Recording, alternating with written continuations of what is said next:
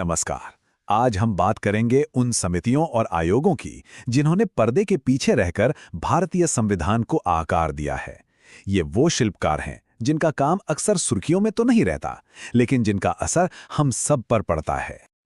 आमतौर पर जब हम संविधान के बारे में सोचते हैं तो क्या ख्याल आता है? यही ना कि एक मोटी सी किताब है जो एक बार लिख दी गई और बस काम खत्म। लेकिन क्या सच में ऐसा है? क्या ये पत्थर की लकीर है जो कभी बदल ही नहीं सकती? जी नहीं, बिल्कुल नहीं। सच्चाई ये है कि भारतीय संविधान एक लिविंग डॉक्यूमेंट है, एक जीवन दस्तावेज जो वक्त के साथ साथ बदलता है, विकसित होता है। और इस विकास के पीछे हाथ है कुछ खास समितियों और आयोगों का, जो लगातार इसकी समीक्षा करते हैं, इसमें सुधार करते हैं। तो चलिए आज इन्हीं अनदेखे शिल्पकारों से मिलते हैं। तो शुरुआत कहाँ से करें? चलिए सबसे पहले उस बैलेंस, उस संतुलन की बात करते हैं जो एक नागरिक और राज्य के बीच के रिश्ते को तय करता है, मतलब हमारे अधिकार और हमारे कर्तव्य। तो इस कहानी में एंट्री होती है स्वर्ण सिंह समिति की। साल था 1976।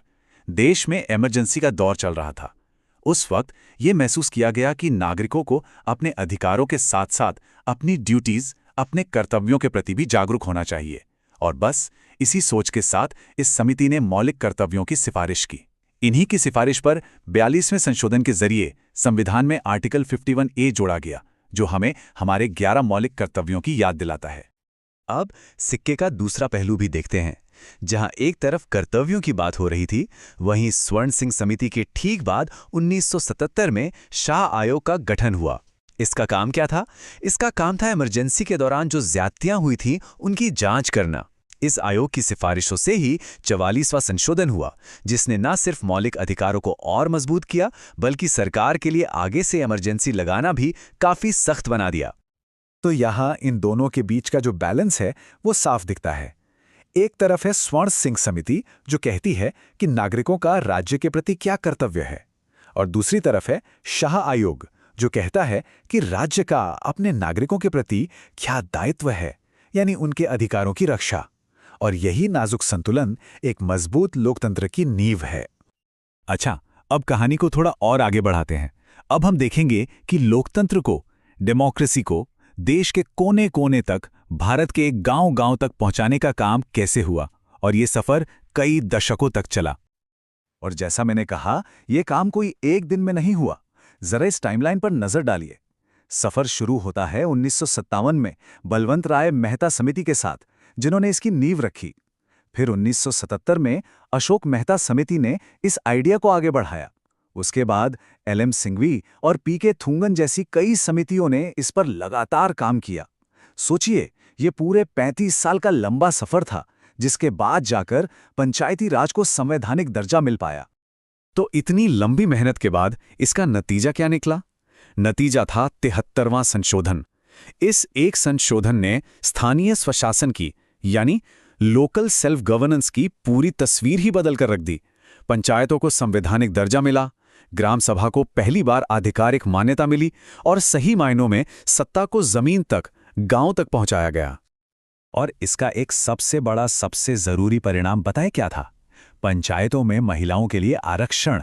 ये एक क्रांतिकारी कदम था जिसे राष्ट्रीय महिला आयोग जैसे निकायों ने भी आगे बढ़ाया। और ये एक बेहतरीन उदाहरण है कि कैसे एक सुधार दूसरे सुधारों के लिए दरवाजे खोलता है। तो अभी तक हमने अधिकारों और स्थानीय शासन की बात की, लेकिन संविधान सिर्फ इन्हीं चीजों के बारे में नहीं है। ये पूरे देश के ढांचे को, पूरे फ्रेमवर्क को बनाए रखने के बारे में भी है। तो चलिए अब उन आयोगों को देखते हैं जो इस बड़े काम को अंजाम देते हैं। जरा इस टेबल को देखिए। इसमें कुछ अहम प्लेयर्स हैं। सरकारिया आयोग, इसने 1983 में केंद्र राज्य संबंधों यानी सेंटर स्टेट रिलेशंस को बेहतर बनाने पर काम किया। फिर है विधि आयोग, जिसका काम तो लगातार चलता रहता है, कानूनी और चुनावी सुधारों पर सिफारिशें देना। और फिर साल 2000 में आया वेंकटचलैया आयोग, जिसका काम था पूरे संविधान को रिव्यू करना। अब इस नंबर पर ध्यान दीजिए, 86। ये सिर्फ एक नंबर नहीं है, ये वेंकटचलैया आयोग के काम का वो नतीजा है जिसने करोड़ों जिंदगियों को बदला है।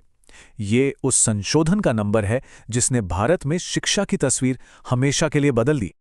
इसी 86वें संशोधन ने संविधान में एक नया अनुच्छेद जोड़ा, आर्टिकल 21A। और इस आर्टिकल ने क्या किया? इसने 6 से 14 साल के बच्चों के लिए शिक्षा को एक मौलिक अधिकार, एक फंडामेंटल राइट बना दिया। मुफ्त और अनिवार्य शिक्षा। सोच कर देखिए, ये एक परफेक्ट उदाहरण है कि कैसे इन आयोगों की सिफारिशों का असर सीधा हमारी जिंदगी पर पड़ता है। तो इस पूरी चर्चा से एक बात तो साफ है, संविधान को बनाने और संवारने का काम कभी खत्म नहीं होता। ये कोई एक बार का काम नहीं था, ये एक लगातार चलने वाली प्रक्रिया है, एक निरंतर निर्माण जो आज भी जारी है। और इस बात को डॉक्टर B.R. अम्बेडकर ने कितने खूबसूरत शब्दों में कहा था। उन्होंने कहा, संविधान केवल वकीलों का दस्तावेज नहीं है, ये जीवन का एक माध्यम है और इसकी आत्मा हमेशा युग की आत्मा होती है। मतलब ये सिर्फ नियमों की किताब नहीं, बल्कि बदलते वक्त के साथ विकसित होने वाला एक जरिया है। और ये समितियां और आयोग बस इसी विकास को सुनिश्चित करते हैं। तो जाते जाते एक सवाल छोड़ जाते हैं। सोचने वाली बात है कि जैसे जैसे भारत बदल रहा है, हमारा समाज बदल रहा है, तकनीक बदल रही है, तो आने वाले कल के भारत को अपने इस बुनियादी दस्तावेज में, अपने संविधान में और किन नए ब्लूप्रिंट्स की, किन नए सुधारों की जरूरत पड़ेगी।